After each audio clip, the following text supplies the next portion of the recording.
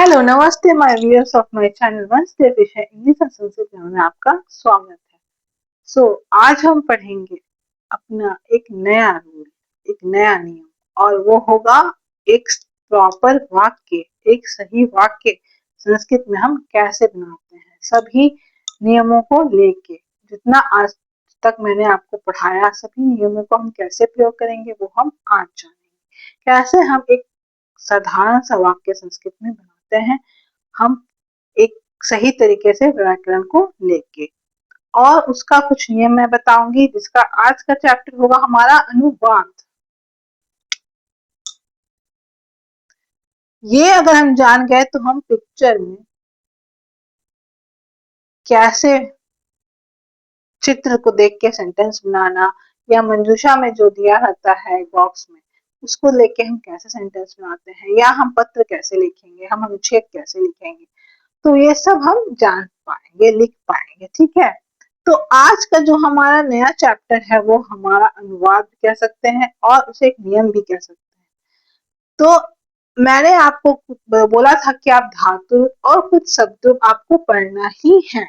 धातु रूप में हमारा पठ धातु सबसे साधारण सा धातु है, पठ।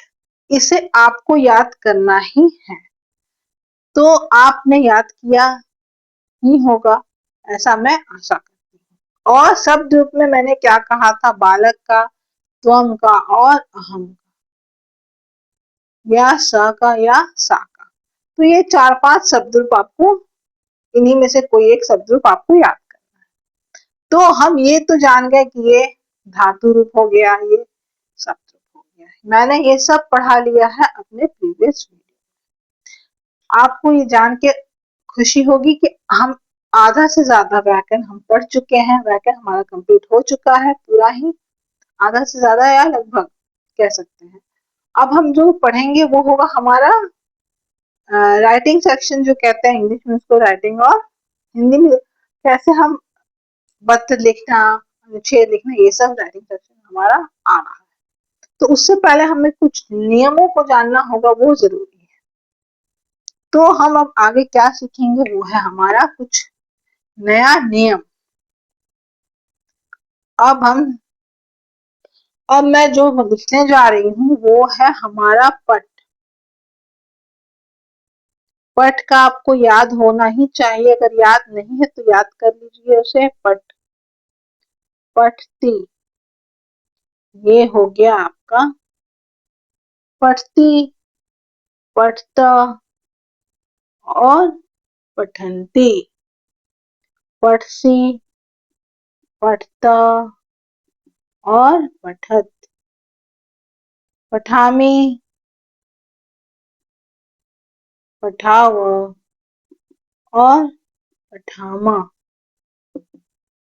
तो ये पठ का धातु एक रूप हो गया, पठती, पठता, पठंती, पठसी, पठता, पठत, पठामी, पठावा, पठामा। तो ये हो गया आपका एक वचन, द्विवचन और बहुवचन। और ये हो गया आपका प्रथम पुरुष, मध्यम पुरुष, और ये हो गया आपका उत्तम पुरुष। ठीक है, अब हम समझेंगे वो है हमारा त्वम, या हम लेंगे आज त्वम। त्वम का हमें सिर्फ 3 ही विभक्ति याद रखना है। पहला क्या होगा, त्वम, युवाम, यूयम।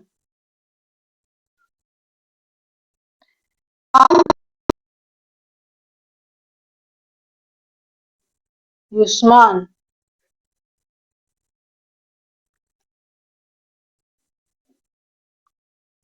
त्वम, युवाम, यूयम, त्वाम, युवाम, युष्मान, त्वया, युवाभ्याम, युष्माभि। यहाँ तक क्लियर है, हमें इतना ही याद रखना है। प्रथमा, द्वितीय विभक्ति और तृतीय विभक्ति, यही आपका कुछ प्रयोग होगा। तो ये तो मैंने एक रफ में मैंने आपको बता दिया। जिन्हें याद है वो अच्छी बात है, जिन्हें नहीं याद है आपको याद करिए, बहुत जरूरी है। तो अब हम समझेंगे एक प्रॉपर वाक्य बना के। स, या, एक सिंपल लेंगे हम पहले, त्वम, त्वम डैश। तो ये क्या हो सकता है, इसमें क्या प्रयोग हो सकता है? तुम, यहाँ पर मैं क्या लिख सकती हूँ? ऐसा कौन सा धातु होगा या ऐसा कौन सा क्रिया होगा जो यहाँ पे चलेगा, उसका कैसे प्रयोग होगा, कौन से रूप में उसका प्रयोग होगा? पहले मैं आपको बता दे चुकी हूँ, आज भी मैं बता रही हूँ। हमें कारक का भी कुछ ज्ञान है, मैंने आपको कारक भी अपने पिछले सेशन में पढ़ा चुकी हूँ कि कारक क्या होता है। कर्ता ने कर्म को कर्ण से संप्रदान के लिए, ये तो आप जानते हैं। तो प्रथमा कारक विभक्ति जो है कारक का, कर्ता ने, तो यहाँ पर त्वम जो है वो किसके लिए? तुम, इसको क्या कहेंगे हिंदी में? तुम। तो तुम, इसको क्या हिंदी में इसका अर्थ है? तुम। और पठ का तो हम जानते हैं क्रिया है, तो ये हमारा तो प्रथमा विभक्ति कर्ता ने के साथ प्रथमा विभक्ति जो है वो यूज होगा, वो प्रयोग होगा और उसके अनुसार ही हमारा क्रिया और वचन चलेगा। ठीक है, तो ये समझ में आया। मैं ये सब आपको रूल में दूंगी अपने डिस्क्रिप्शन बॉक्स में। ये हो गया तुम खा रहे हो, तुम पढ़ रहे हो, या तुम खा रहे थे, तुम पढ़ रहे थे। कैसे हम आज जानेंगे, कैसे हम सिंपल सा सेंटेंस बनाएंगे वो हम समझेंगे। तो यहाँ से ये 6 ऑप्शन है, इसमें से कौन सा ऑप्शन होगा ये हमें जानना है। तो मैंने आपको क्या बोला कि ये त्वम है, त्वम। ये कहाँ पर प्रयोग हो रहा है? ये हमारा एक वचन में प्रयोग हो रहा है और प्रथमा विभक्ति मतलब कि पहला। और यहाँ पर क्या है? पठ का प्रथमा प्रथम पुरुष कहा क्या है? ये प्रथमा द्वितीय और तृतीय। क्यों? क्योंकि ये शब्द रूप है और ये पठ धातु रूप है, तो प्रथम पुरुष, मध्यम पुरुष और उत्तम पुरुष। तो फर्स्ट पर्सन भी कह सकते हैं हम लोग इंग्लिश में। तो फर्स्ट पर्सन ये त्वम हो गया, त्वम। तो ये क्या ये यहाँ पर यूज होगा फर्स्ट पर्सन के लिए? मतलब तो ही शी तो है नहीं, वह तो है नहीं, यहाँ पे त्वम है।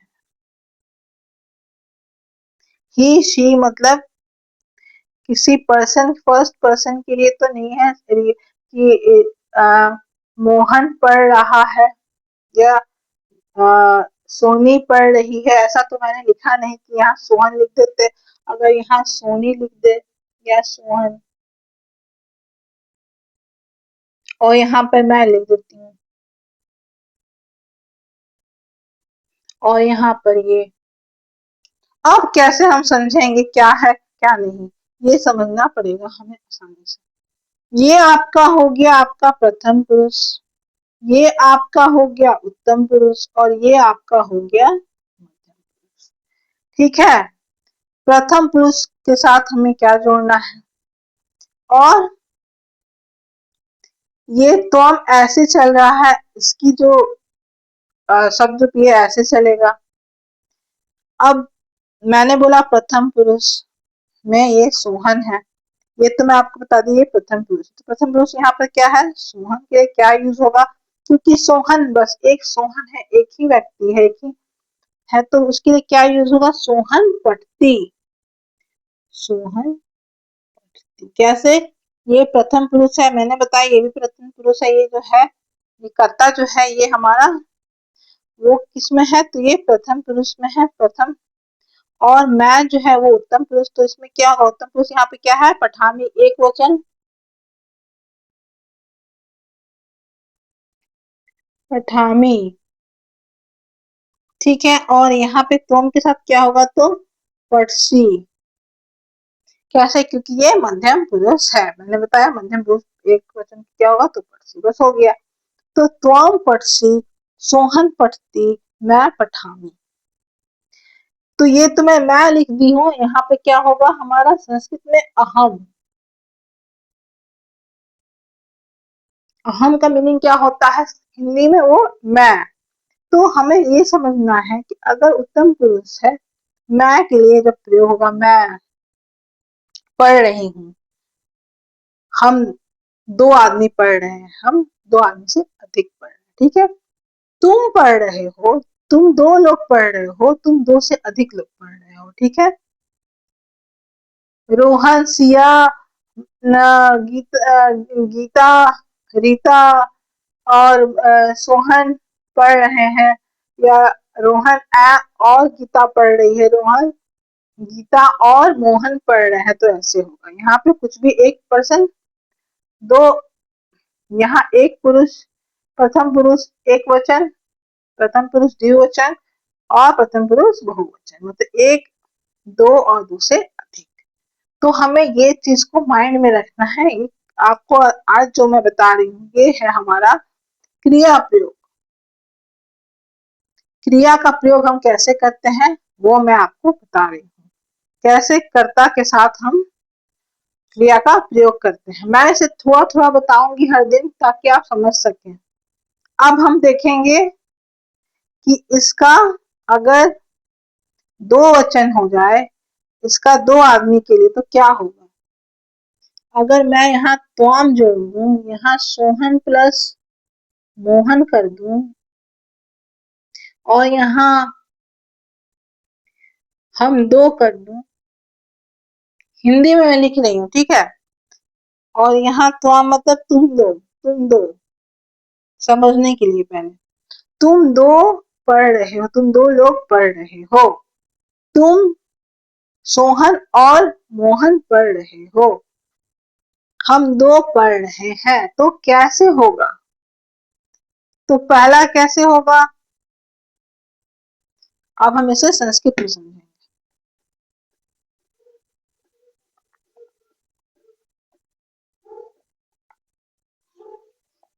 आज जो हम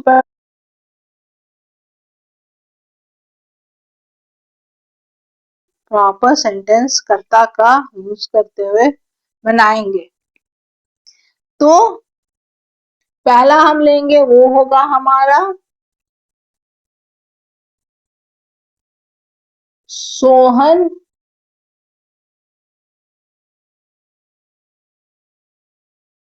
मोहन नश्च डैश। सेकंड क्या होगा, त्वाम डैश। तीसरा क्या होगा, आवाम डैश। अब हम समझेंगे, ठीक है। तो ये क्या हो गया हमारा प्रथम पुरुष, ये क्या हो गया हमारा मध्यम पुरुष, ये क्या हो गया हमारा उत्तम पुरुष, ठीक है।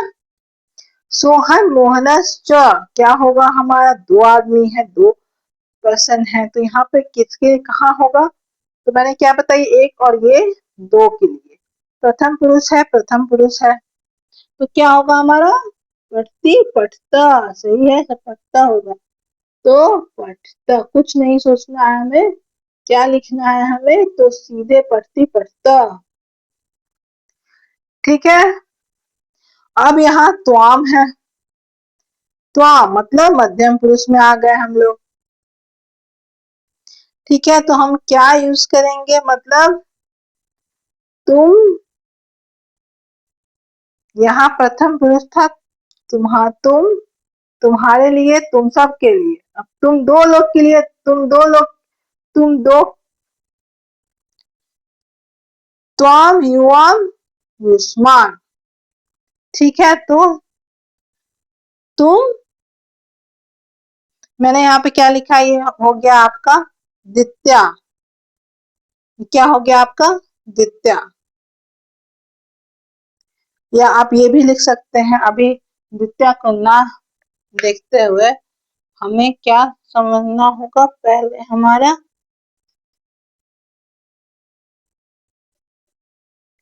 दो आदमी के लिए यूज करना है, तो हमें पहले युवाम, तो यहाँ पे मैंने लिखा युवाम, ये दो था, दो आदमी, मगर